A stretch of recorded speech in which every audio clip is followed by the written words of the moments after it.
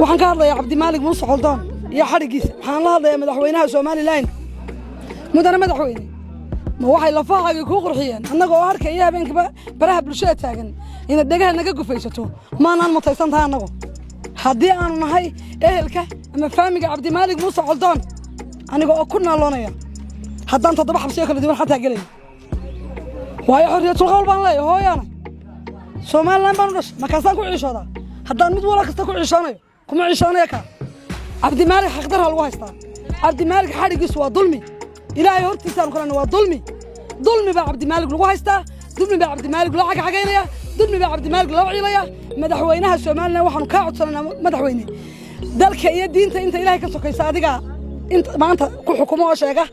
kuna loonayo sharkeed xidhanay waa lagu weydiin doonaa maanta yawmal qiyaama yawmul hada maalan maanta ahayn qof walbana sakaraad iyo su'aal baa sugaysa qalinkiiyo ka baydhin madaxweyne waxa tahay nin anagu saan aaminsanahay wax qaban kara wax gowrici kara wax tiri kara su'aalaha raadka maskaxdayda ku reebay ee bulshadu ay sida weyn isu weydiinayaan ayaa ah cabdimaalik sheekh muuse xoldoon hadiiba lagu waayay wax dambiya sidoo kale ay dhamaatay muddadii bisha ahayd ee qaadatay maxkamadda racfaanku maxaa dib loogu soo dayn waayay sidoo kale waxay bulshadu is weydiinayaan halkee ayuu hadda marayaa xaalka xoldoon oo muddooyinkii ugu dambeysay noqday mid afka juuqda gabay sidoo kale bulsho badan oo banaanbaxyo badan ka sameeyay magaalooyinka dalka gaar ahaan magaalada Burco oo iyadu noqotay mid muddooyinkii ugu dambeeyay si weyn looga banaanbaxayay sidoo kale xoldoon lagu helinayay bulshada xoldoon taageertay iyo sidoo kale helada xoldoon ayaa ah kuwa si weyn muddooyinkii ugu dambeysay dhagtooda u taagan tahay sidoo kalena rabay in xoldoon la sii daayo iyagoona soo daabacday stiikaro iyo boodhar ay ku daabacan yihiin xadhiga xoldoon waa xaqdarro waxaana uu xidhan yahay muddo ka badan 7 bilood sidoo kale xoldoon ma jiraan ilaa haatan cid ka hadashay xadhigiisa oo xukuumadda biixi turjumaysa tan iyo intii maxkamaddu ay racfaanka dib u qaadatay garsoorihii hore ee xukunka cabdimaalik gacanta ku hayay ee markii ugu horeysay bulshada u iftiimiyay in xoldoon uu yahay dambi laawe sidoo kale ay yihiin waxyaalaha lagu haysto waxyaalo meelo sukan laga soo qoofalay ayaa waxa uu bulshada u cadeeyay in xoldoon xabsi ku hayntiisu ay tahay xaqdarro iyo sidoo kale dulmi sidoo kalena culimada qaarkood ayaa qaba in dulmiga xoldoon lagu haysto ay qayb ka tahay abaarahan aafeeyay bulshada Soomaaliland iyo sidoo kale rabshadaha ku soo noqnoqonaya dalka waxaana ay ku kasbatay xukuumadda biixi dulmiyada ugu dambeeyay ay sida weyn u galayso sidoo kale bulsho badan oo iyaguna dhankooda ugu baaqay xukuumadda biixi inay xoldoon iska sii dayso sidoo kalena ay xorriyadiisa dib ugu soo celiso qaar ka mid ah helada xoldoon oo si weyn ugu banaabaxay magaalada Burco ayaa xabsiyada dalka ku xiran mana jiraan cid ka hadashay xabsiyadooda iyo sidoo kale xadhig iyo tacadiga ay la kulmayaan balse waxay ahaayeen kuwa xoldoon oo kaliya u hadlay isla markaana ka codsaday madaxweyne biixi in xorriyadiisa uu dib ugu soo celiyo cabdimaalik sheekh muuse xoldoon ayaa haatan noqday cid kasta oo cabdimaalik ka hadashay in xabsiyada lagu guro balse saaxiibayaal waxaanu dinhaynaa bulsho badan oo iyagu ka soo jeeda Soomaaliland oo iyagu siyaabo kala duwan uga hadlay xadhiga xoldoon isla markaana ugu baaqay xukuumadda biixi inay iska soo dayso cabdimaalik sheekh muuse xoldoon hadiiba ay soo dayn weydo waxa la filayaa in Soomaaliland uu ka hor iman karo sharciga dastuurka lagu dhaqayo balse saaxiibayaal waxaanu rajaynaynaa in cabdimaalik sheekh muuse xoldoon uu xorriyadiisa dib u helo waxaad la daawataan muuqaalo tiro badan oo culimo iyo caamaba leh uu si weyn uga hadlay xadhiga samafale cabdimaalik sheekh muuse xoldoon oo isagu noqday mid muddooyinka ugu dambeysay xarkaha goostay waxaad la daawataan muuqaalka balse intaanaan muuqaalka ku soo fasixin waxaanu ka codsanaa si aynu samafale cabdimaalik xoldoon ugu helino muuqaalka inaad share garayso la wadaagta asxaabtaada sidoo kalena aad like garayso maadsanidin maanta halkan waxa isku nimi arinta cabdimaalik muuse xoldoon cabdimaalik saaka ayaa maxkamadda la keenay waxaanu aad iyo aad uga xunnahay saaka fadhigaasi maxkamadda la keenay inuu ahaa fadhi aan ehelkiisu ogeyn garyaqaanadu ogeyn cabdimaalik laftirkiisu aanu ka warhaynin saaka isagoo sugaya in rumaan kale sidii doorkii hore ay u qaataan ayuun baa la yidhi dacwaddaadii baa diyaaru la gelayaa runtii arrintaasi aad iyo aad baan uga xunnahay waayo cabdimaalik markii hore lasoo qabtay horta arrintiisu qaabka loo maray iyo sifaha loo maray midaynu aad uga xunnay weeye aanu mar kasta sharciga oo lagu tumanayo weeye dastuurku qofka xuquuq muwaadin kasta xaq buu leeyahay cabdimaalik markii hore lasoo qabanayay looma marin jidkii sharciga ahaa taa waxaa ka daran markii maxkamadda la keenay qofka maxbuuska xaq waxa uu leeyahay marka la rumaan gareeyo rumaanka ugu badan ee sharcigu goliyo waa 7 cisho 7 cisho kasta in la soo celiyo marka 7 dhamaadaba oo lagu wargeliyo lama keeniyo un maxkamadda laakiin waa in lagu wargeliyo dacwadiisu halkay marayso iyo waxa loo haysto taas Cabdimaalig may dhicin maalintii horeysay markii maxkamadda la keenay iyo ilaa maanta uu xidhnaa maalin kaliya dib looguma soo celin isagoon kiiskiisii war ka haynin ehelada laftirkeeda war qaldan loo sheegay oo ehelkiisu waxay la soo hadleen maalmuhu xidhnaa 10 cisho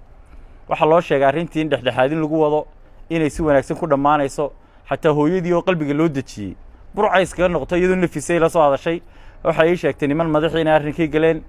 ilaa heer madaxtooye ay arrintii gaadhay wanaagna ay ku dhamaanayso arrintii halkaas taagneed ee dadka saasi loogu sheegay saaka Cabdimaalig wuxuu ku war helay saaka la soo qaaday waxa la maxkamaddii baa la furayaa dacwadeedii baa la dhigaysanayaa arrintaas Cabdimaalig aad buu ka xumaaday wuxuu yiri qareenadeedii uma sheegin oo qareenamaan qabsanin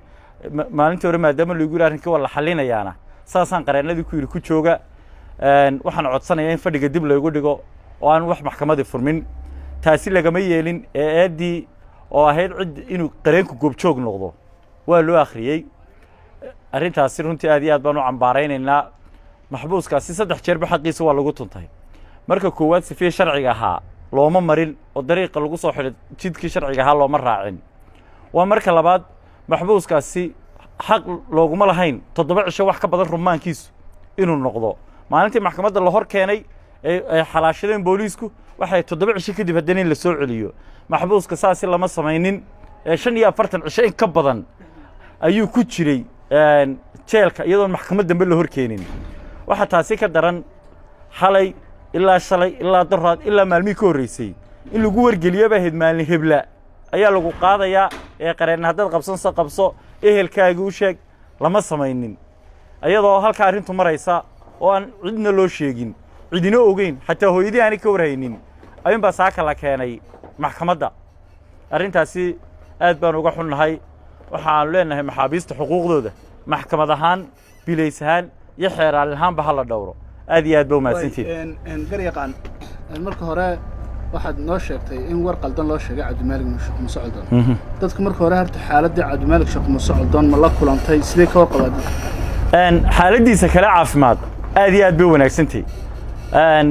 mushkiladna badanka jeelasheenna wax maxaabiista soo gaadha mushkiladoo gaari ma jirto laakiin xuquuqtaa ka duwan buu maxbuusku leeyahay oo ah sharciguna ilaaliyay ay tahayna in la ilaaliyo garsoorkuna ay tahay in la ilaaliyo maxbuuska 7 cisho wax ka badan rumaana lama siin karo bilayska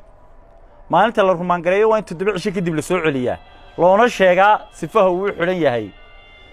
iyo waxa lagu haysto taa lama samaynin muddo 60 cisho ku dhow kadib ayaa maxkamadda la keenay iyadoon ma isagu ogeyn oo saaka markii la soo saariyo loo sheegay in maxkamaddii la geynayo muu ogeyn sababta loo geynayo wuxuu u xidhan yahay muu ogeyn saaka markii la keenay waxa dacwadaadii baa la furayaa runtii arrintaasi waa arrin jidka cadaaladeed luminaysa iyo xuquuqdii muwaadinkaasi lahaaba waxay ahayd ehelkiisu inuu ka soo qayb galo saaka qof qor oo qoyskiisiya amba asxaabtiisii oo maxkamadda joogay muu jirin qareenna hadalkeeda badda way talaabo nooceeya ayaad imika qaadi doontaa dadku walaal talaabo kale oo doorta talaabo jirta waxay tahay waajibkana saaran wixii cabasho aan inaan umada la wadaagno wixii arrin garsoorana inaan fadhiyada dambe dacwada ka qayb galo oo aanu tagno ka difaacno wixii marka hal arrinta Coldoon waxaan leeyahay waa adowgeena ayaa aad uga faa'iideystay buunbuuniyena Soomaad garan waxaanu leenahay Coldoon wayna keegi gacan aamin ku jira sida maxkamadda sidii tadabana hadii sidii soo sidii hadii wax lagu xirana waa muwaadin dalkiisa ku xiran marka case ku dhamaadana hadii afs loo doonayay hadii la hadlayo markaas hadal furay laba waxun baa wax taraya Coldoon maanta wixii kale walba way sii dirayaan waxa wax taraya ninkii jeelka ku caawinaya looyarnimo iyo xabsiga sidii case-ku uga badbaadinayo waa la yaqaanaa nin xiran sida loo caawiye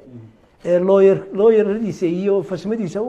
iyo soo badbaadi lahaa sameynaya waana caawinaya ninkii kale wax ugu tarayaan waana caawinaya laakiin ninkii buuq iyo fas ka sameeya oon xogogaal u ahayn oon ilaahay la hortagaynin in la dulmayo iyo in maalinkan maanta cadaalad socoto ilaan cadaalad iyo dulmi waxa la gaadhaa marka xukun dhaco markaas laga hadli karaa adoon lagu xidhay cadaalad buu ku xidhmay marka kuwaas waxaan leeyahay waxba tari mayno xun bay sii yeelayaan gacanaha meelaanu ku jiraa wixii afkiisa uu ka yidhi iyo wixii kale ku soo ogeen booliisku iyagu ku og yihiin ayaa ama ku caddaan ama la waayey dee waa sax waxaynka marka arrinta coldoon dadka aada uga hadlaya ee ka warwarsan waxaad leedahay geel carruur qaadimo dhow ma foga dadka arrinta coldoon ka hadlaya ma dadka naseexa ah ee ehelnimada uga hadlaya aniga walaalkii soo koriyaba igu yimi halkan oo wasaaraddeeda ka tirsan oo xanaanada xoolaha dhakhtar ah anigii asagu meel isku dareen baanu ka taagan waananu ka wada soconnaa imika dibaddu qabtay ballamana waa ku kala tagay eheladiis kalena waa ka wada soconnaa ee saxa ah cidda xamaasad ama mucaaradeed la gelinayo ama ku xumayn ama cid ajanabi ahoo dalkeena doonaysa inay sumcaddiisa disho ya ay ka hadlayso oo waxaanaynu geyin waxyaabahan dhaqan xumada imika lagu sheegayo iskuulladeena ay ku sheegeen somaliland caadabay mahmaha bay ka leedo nin reer seylacabaa beri la yidhi waxaasaa la sameeyaa dabeed ninkii waxaa la yidhi ogol xabuu qaato uu isdooxay inaku waxaa baynu iska dooxnaa dhaqankeenna ma ogolo diinteenna ma ogola waa laynagu xumaynaya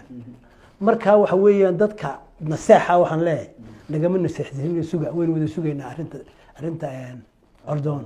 dadka aan naseexayna waxaynu leenahay dee awalba col baynu nahay waxaa doontaan ku hadla dadka ayaad ka xusi kartaa aad tilmaantay inay somaliland kasoo horjeedaan waxaa kasoo horjeeda dee kuwan baabaasaday soomaaliya oo kalea ka mid ah culammada ka hadlaysa kenya ee aan warinu ahayn bal ninka xamalat lqur'aan ee caalimka sheegtay ee kiisaanu baadhin ka markhaati furaya waxaas waa dulmi iyo dulmi maaha iyadoon laba gaadhin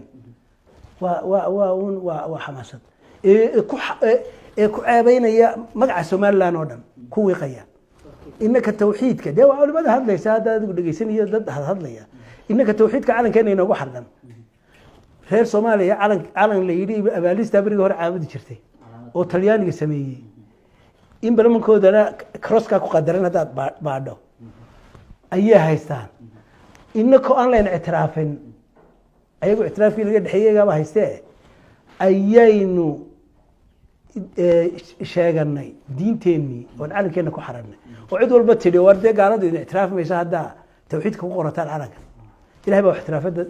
gaal iyo islaamtona waxma ictiraafaan wixii ilaahay ku dhaqaajiyey ee kuu sakhiruun baa kuu sakhirma marka waxa weeyaan dadka noocaas ee sumcaddeena ku dilaya waxa weeye nin walba dembiguu leeyahy gaal iyo islaam ba akhiraan lala tegaya laakiin ninku dad 100% islaama baynu nahay dad 100% dhaqan adag labaynu leenahay waxyaabaha laga dhaqan adag kale marka caarkeena iyo caruurteena iyo hablaheena imika habluhu dee waa mid kula dhalatay mid aad dhashay iyo mid ku dhaxday iyo mid ku dhashay caarka haddii la caayo waa wax laga dhintaa weeye moogta caarkeeni baa la caaya halaynagu soo cadeeyo haddaan laynagu soo cadeynayn dee dagaal baynu ka xignaa waxaan ka hadlayaa cabdimaalig muuse coldoon iyo xadhigiisa waxaan la hadlayaa madaxweynaha somalilan mudane madaxweyne ma waxay lafahaagii kuu qurxiyeen annaga oo arkaya habeenkiiba baraha bulshada taagan inaad dhegaha naga gufaysato maanaan mutaysan tahay annagu haddii aanu nahay ehelka ama faamiga cabdimaalig muuse coldoon aniga oo ku naaloonaya haddaan 7 xabsiyo kala duwan xataa gelay waayo xorriyatul qowl baan leeyahay hooyaana somalilan baan u dhashay markaasaan ku ciishoodaa haddaan mid wala kasta ku ciishoonayo kuma ciishoonaya ka cabdimaalig xaqdarha lagu haystaa cabdimaalig xadhigiisu waa dulmi ilaahay hortiisaan kalena waa dulmi baa cabdimaalig lagu haystaa dulmi baa cabdimaalig loo xagaynaya dulmi baa cabdimaalig loo ciilaya madaxweynaha somalilan waxaanu kaa codsananaa madaxweyne dalka iyo diinta inta ilaahay ka sokaysa adiga inta maanta ku xukumo oo sheega ku naaloonayo shaarkeeda xidhana waa lagu weydiin doonaa maanta yowmal qiyaama yowmul haada maalinaan maanta ahayn qof walbana sakaraad iyo su'aal baa sugaysa qalinkuyuu kaa baydhin madaxweyne waxaa tahay nin annagu saan aaminsannahay wax qaban kara wax gawrici kara wax tiri kara si walba oo go'aan qaadan kara markaa mudane madaxweyne in cabdimaalig muuse coldoon jugdi la geliyo oo kolba naagaan cirdigiisa aan u dhoweyn amaba si aan waxba yeeli karin ay miidiya ka hadasho way bay u leedahay cabdimaalig muuse coldoon waa kristan waxaan ka codsanay haddii cadaalad jirto oo cadaalad dhabi jirto gabadha tiri cabdimaalig muuse coldoon waa kristan in kitaabka jaamici maxamediya lagu dhaariyo oo la soo joojiyo waayo qodobada isaga lagu haystaa ma faalta ma hala dulmo aan ku heeri hayo dhaba ويبقى برا بالشيء ضمن كل سفر ثانية ما حيكون أشتر عبد المالك مستقلدون مدن المدح وين عبد المالك مستقلدون هذا كل هذا وحاكين يوكيدي إن جاهبي أفلق هذا كلاي عاري دبدرة كلاي مدن مقيسن